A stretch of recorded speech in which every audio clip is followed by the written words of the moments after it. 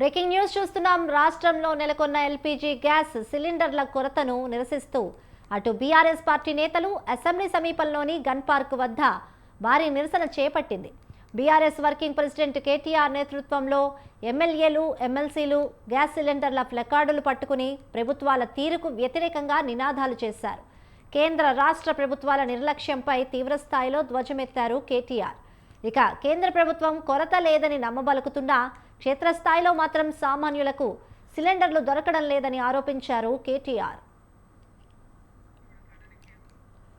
ఇక కేంద్ర ప్రభుత్వం ఎల్పీజీ కొరత లేదంటుందని, రాష్ట్ర ప్రభుత్వం పెట్రోలియం శాఖ తమ చేతుల్లో లేదని తప్పించుకుంటుందని కేటీఆర్ అన్నారు. వీరిద్దరి తీరు చూస్తుంటే ఆంబోతుల కొట్లాట్లలో లేగ దూడలు బలైనట్లుగా సామాన్య ప్రజల పరిస్థితి తరైందని విమర్శించారు.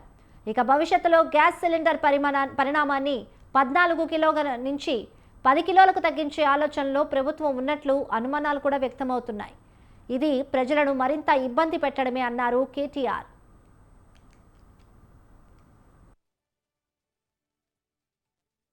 ప్రయత్నం చేస్తా ఉన్నారు అనేది మాకున్న విశ్వాసం. ఏదైతే గతంలో స్కీమ్ తెచ్చిందో దానికి అనుగుణంగా దాదాపుగా చాలా పెద్ద ఎత్తున సిలిండర్లు తీసుకున్నారు. అట్లాగే మన రాష్ట్రంలో కూడా కాంగ్రెస్ ప్రభుత్వం మరి మేము 500 రూపాయలకే సిలిండర్ ఇస్తామని చెప్పి నమ్మబలికి ఇవాళ వారు కూడా ఎన్నికల మేనిఫెస్టోలో ఇచ్చిన మాట నమ్మి కూడా లేని వాళ్ళు కూడా తీసుకునే పరిస్థితి.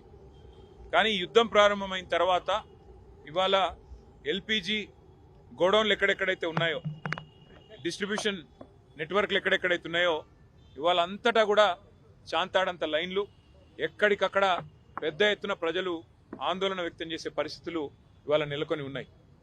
ఒకవైపు కేంద్ర ప్రభుత్వమేమో పార్లమెంట్లో అడిగినా, పార్లమెంట్లో మాట్లాడినా, బయట మాట్లాడినా ఏ కొరత లేదు, మేము చూసుకుంటున్నాము, మేము మేనేజ్ చేస్తాము అని వారు చెప్తా ఉన్నారు, నమ్మబలుకుతా ఉన్నారు.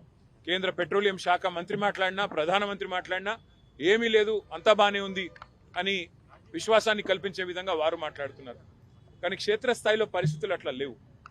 ఇవాళ ఏ గోడౌన్ కాడికి పోయినా భారీ క్యూ లైన్లు, భారీగా ప్రజలు ఆందోళనలో ఉన్నారు. రాష్ట్ర ప్రభుత్వం ఏమో కేంద్రం సహకరించట్లేదు, సప్లై లేదు, ఇబ్బంది ఉంది, కేంద్రం ఏమీ చేయలేకపోతే మేమేం చేస్తాము, పెట్రోలియం శాఖ మరి కేంద్ర ప్రభుత్వ ఆధీనంలో ఉంటుందని చెప్పి